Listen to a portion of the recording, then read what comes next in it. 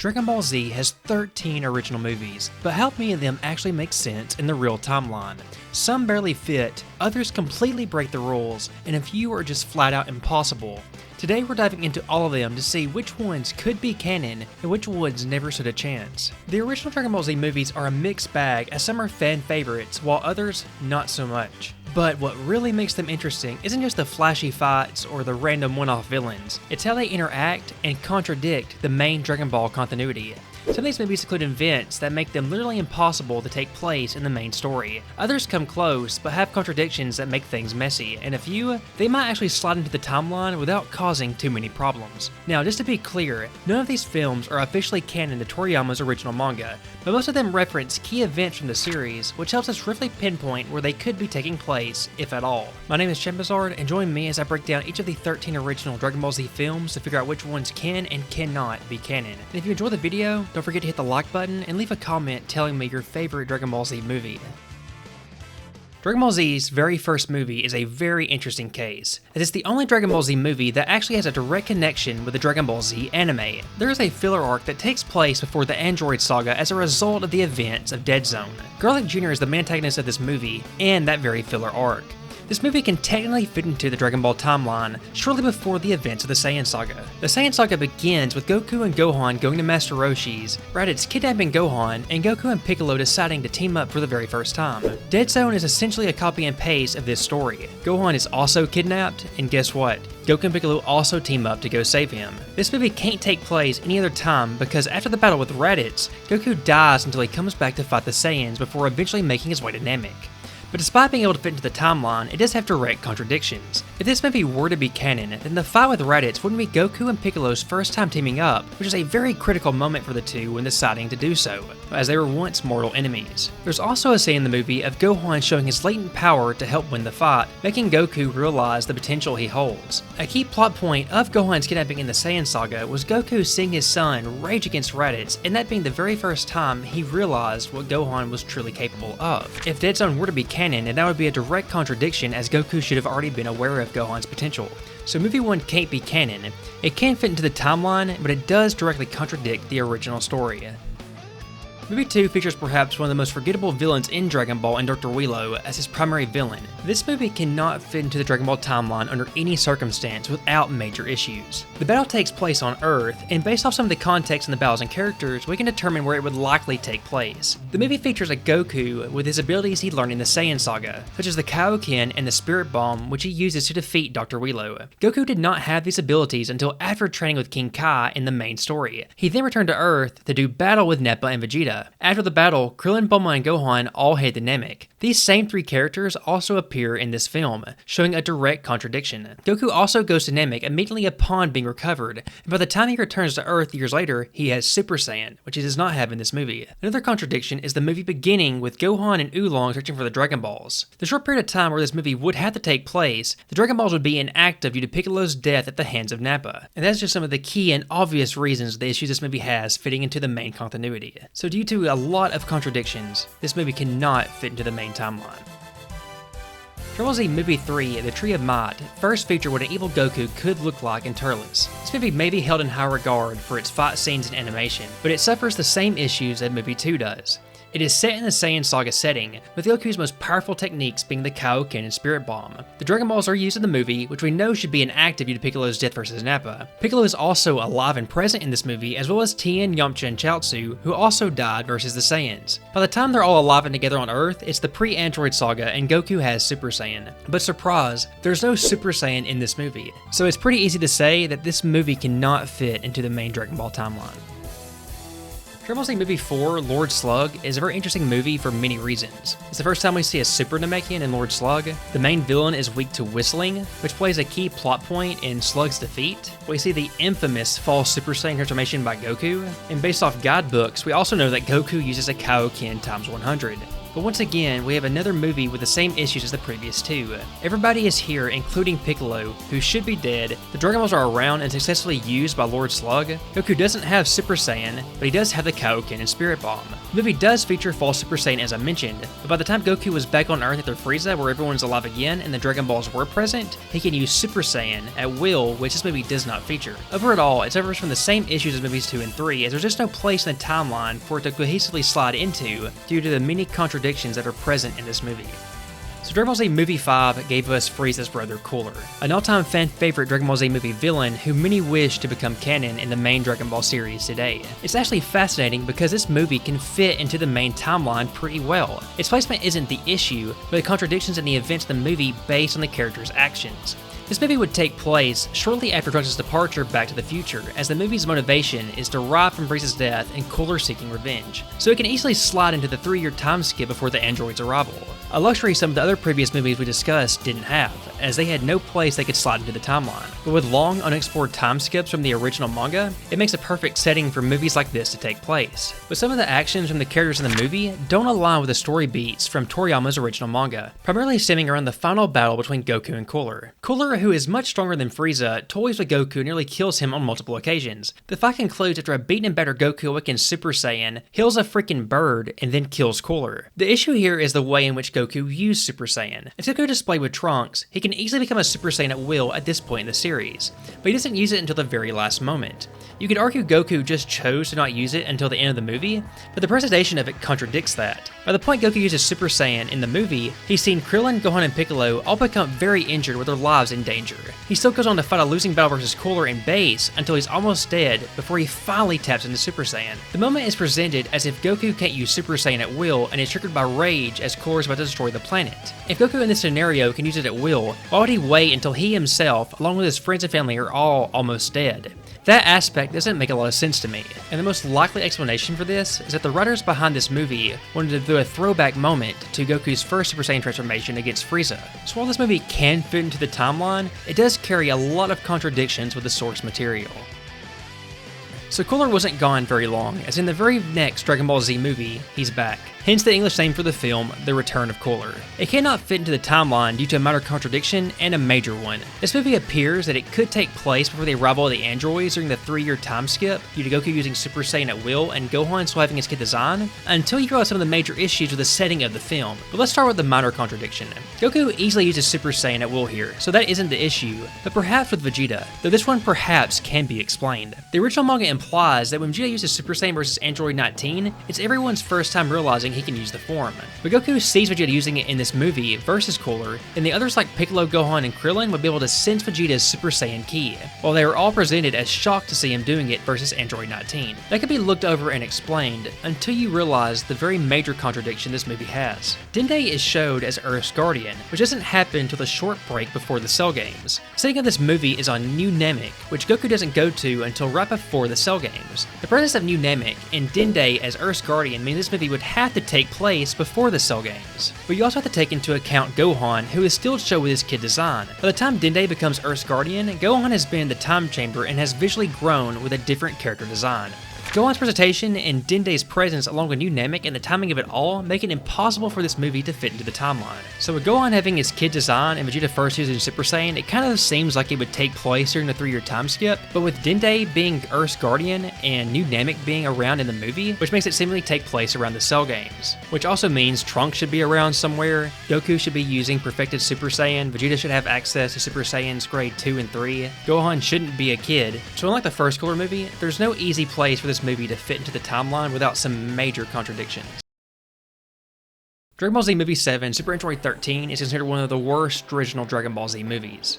Though the English dub did give us some infamous lines like Trunks calling Android 13 a red ribbon redneck, so we have to give it points for that. But this movie was definitely intended to take place around the beginning of the Android saga, but it would be impossible for it to fit into the timeline. Some of this has to do with the main cast of the movie, notably Trunks, who is present in this movie. In the main continuity, when Trunks comes back in the past, he immediately finds the gang and confronts Android 17 and 18. Soon after that, he goes on to discover Cell and eventually enter the time chamber. So with Trunks being around, it can't take place before the android's arrival and the 3-year time skip. Gohan is still with his kid design, so it would be before he enters the time chamber, which would mean they would take place before the Cell games. Not to mention that Goku dies versus Cell and is very much alive in this movie. So by the time Trunks returned to the past, there was no time period where everybody was running around peacefully without the presence of the Cell and the androids. And by the time all those threats were handled, Goku was dead and Gohan was grown up some, which contradicts this movie directly. So while I did give us an iconic dub line, this movie cannot fit into the main Dragon Ball timeline. Alright, we're finally at movie 8, Broly the Legendary Super Saiyan, the most iconic Dragon Ball Z movie villain. And many people love and adore this movie still to this very day. So Broly's debut movie is one of the few movies that seemingly can fall into place in the timeline without contradicting other events also taking place. Gohan is in his grown-up design in this movie, meaning we can place this movie in the days of peace prior to the Cell games without a ton of issues. There are a few contradictions though. Everyone during those days were busy preparing for the Cell games, but we can see them all partying in movie 8. But the main issue that arises with the first Broly movie is with Goku and Gohan. Goku and Gohan had obtained Super Saiyan Grade 4, the form where they essentially mastered Super Saiyan and remained in the form around the clock leading up to the Cell games. In movie 8, they clearly aren't doing this anymore and appear in their base forms prior to powering up the Super Saiyan to fight Broly later in the film. So while there is an opening for this movie to fit into the timeline, there are some slight contradictions to the main canon. So Dragon Ball Z Movie 9, BoJack Unbound, can easily fit into the timeline, and you may already know why. Considering there's a 7-year time skip after Cell, you can slot this in shortly after Cell's defeat with no major issues. You can argue that it contradicts the main timeline with Gohan waiting so long to use Super Saiyan 2 against BoJack, implying he can't access it at will, when versus Cell he went from his base to Super Saiyan 2 with ease. There's also the presence of future Trunks in the movie, who essentially came back to the past to inform the others that he had defeated the androids in his timeline. In the manga, it's implied when he returns to the future following Cell's defeat that he doesn't return to the past until the events of Dragon Ball Super and Goku Black. There's also the case of Trunks' hair being long again when he was short when he returned to the future. But other than this, there's no major glaring issues when there's no slot for the events to slot into like with the other films. So this movie is one of those that has a place to fit into the timeline with some minor slot contradictions. So Broly was featured a lot in the original Dragon Ball Z movies, and he's already here with his second film. And while the first Broly movie did have a place it might could fit into the timeline, this one cannot, plain and simple. This is a movie where Goku is still clearly dead, but Gohan already knows Videl, along with Goten and Trunks searching for the Dragon Balls. We know everyone searches for the Dragon Balls in the Buu saga following the World Tournament. There's also the absence of Vegeta, in a way implying he's dead from sacrificing himself against Buu, but clearly couldn't take place around them because Majin Buu would be present, which really just leaves it to take place before the World Tournament. In the time leading up to the World Tournament, we know Gohan spent his time training with Goten, not the kid searching for the Dragon Balls with Videl. Gohan would already be aware of Goku coming back for a day, but Goku makes a small appearance at the end for the family Kamehameha scene. There's no mention of them knowing that they will see him again soon. Gohan's character design in this movie is also the same one from the early Buu saga, also implying being before the World Tournament. So if it were to take place then, it would make it hard to believe that Vegeta would sense the battle with Broly and not show up. It also can't take place after the World Tournament because at that point, Gohan is training with the Kais, and by the time everything is well again, Goku is alive and well, and in this movie, he clearly is not. So Broly's second coming just can't fit. Fusion Reborn is almost laughable in the fashion in which it contradicts timeline placement. This movie cannot fit, and it's pretty obvious as to why. I don't even think you could be lenient and still make it fit. There are a lot of issues that contribute to this. Let's start with some of the minor ones. Goku and Vegeta are dead. This implies a timeline placement of during the Buu saga, which is also further shown by Goten and Trunks' ages, but that timeline placement is mainly implied by Goku and Vegeta each being dead at the same time, which is only for a very short period following Vegeta's sacrifice versus Majin Buu. It's important to remember that the Majin Buu saga takes place over the course of just a few days, and by the end, both Goku and Vegeta are alive and well. So the couple of days where both are dead to line up with this movie would also feature a rampaging Majin Buu, who isn't present in this movie, as if this movie would take place after the Buu saga. Gohan is also alive and well on Earth, but at this point following Vegeta's death, he would be on the Kai's planet. What makes it even more funny is that Goku mentions Majin Buu in this movie as if this movie would take place after the Buu saga. Goku also uses Super Saiyan 3, but more importantly, he uses Fusion in this movie, but Goten and Trunks also know it, further implying that Goku taught them the Fusion dance, further showing that it would have to take place after Goku taught them the Fusion dance and returned to the Otherworld. Not to mention that all the other Earthlings and cast members are alive and well in this movie when during the Buu saga, most of them were dead. Fusion Reborn is just a masterclass in embodying what lots of other anime movies are. What if stories that don't pertain to the main continuity? You try to make things make sense with this movie in the main timeline, you'll just get a headache as it just doesn't fit. But it was a fun movie with a cool villain and the introduction of Gogeta, so we can cut it some slack for that. Movie 12, Bio Broly, Broly's final movie up until the arrival of Dragon Ball Super Broly, is perhaps the worst Dragon Ball Z movie of all time. This movie is absolutely despised. So the final movie of the Broly trilogy features, you guessed it, a giant pile of goo that's supposed to be a clone of Broly. This movie can seemingly fit into the continuity though. It could seemingly fit into the timeline following the defeat of Majin Buu, as we already have direct indication of where it's supposed to take place, as Android 18 is trying to collect her promised money from Mr. Satan for letting him win the World Tournament, which took place prior to Majin Buu's awakening. Plus, Trunks and Goten are the primary focus of this movie. With this being a Goten and Trunks centered movie, it does omit many members of the main cast. So there's some contradictions if you want to try to explain the absence of Goku, Vegeta, and Gohan. It's easy to assume that they would probably sense the trouble brewing around Goten and Trunks as they fight this iteration of Broly. Goku would probably teleport there to check things out as soon as he sensed something going on, but the movie doesn't do much in terms of explaining the absence of these characters. If you want to say it takes place right after the World Tournament and that's why Goku, Vegeta, and Gohan aren't around, then you deal with the issue of Majin Buu's looming presence. So it could fit into the timeline after Buu's defeat, but with a few narrative inconsistencies. So we are finally at the last Dragon Ball Z movie of the original 13, one of the more well regarded of them as well, Wrath of the Dragon, aka Dragon Ball Z Dragon Fist Explosion. If Goku won't do it, who will? The Japanese name for this movie. Absolutely love how over the top this film's original name is, but this movie can fit into the timeline almost perfectly, right after the defeat of Majin Buu. The entire cast is here, Goten and Trunks no fusion, Goku and Vegeta are alive and well, Goku uses Super Saiyan 3. There's not much to say, as this movie is probably the one that can most easily fit into the main continuity without issue. But there is one thing I absolutely despise this movie did, and that being that they decided to show the clip of future Trunks in the credits. I've been Dragon Ball fandom for a long time, and the amount of times I've seen people say and believe that future Trunks got his sword from Tapion is canon is very frustrating. I don't know what the writers behind this movie were trying to accomplish by showing that scene.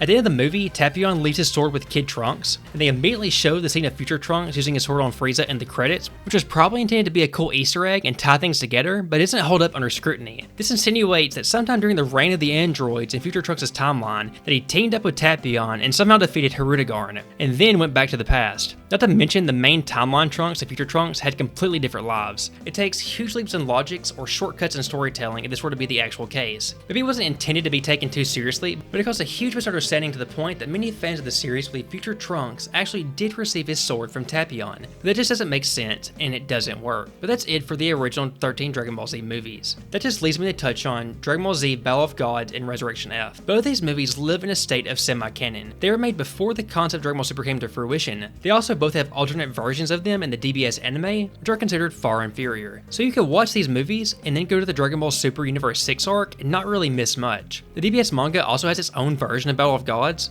so when you have this many iterations of the same story, it's hard to choose one as canon. Dragon Ball Super does have multiple continuities, so of course these two movies fit into the timeline as they were initially made to tie to the original manga. The original 13 Dragon Ball Z movies are a very mixed bag. Some of them hold up well today and are quite iconic, from Wrath of the Dragon, Fusion Reborn, and Broly the Legendary Super Saiyan, but some continue to be despised and continue to live on in infamy for how bad they were, like Bio Broly. One of the most fascinating aspects of the original Dragon Ball Z movies is that they weren't canon. In a way that was a luxury, as the writers didn't have to tie into the original story. They could kind of do whatever they wanted. So it created a lot of bonus scenarios for us to watch where Goku and the other Z fighters fought brand new villains we never would have seen otherwise. And I think that's why so many people love these movies. It's more Dragon Ball Z content, more villains, and more fights featuring all the characters that we love. If it weren't for these movies, we never would have had Broly. We may have never seen the fusion dance with Gogeta. We would never see Frieza's non-canon brother Cooler. We'd never see Goku randomly whip out the Dragon Fist explosion out of nowhere.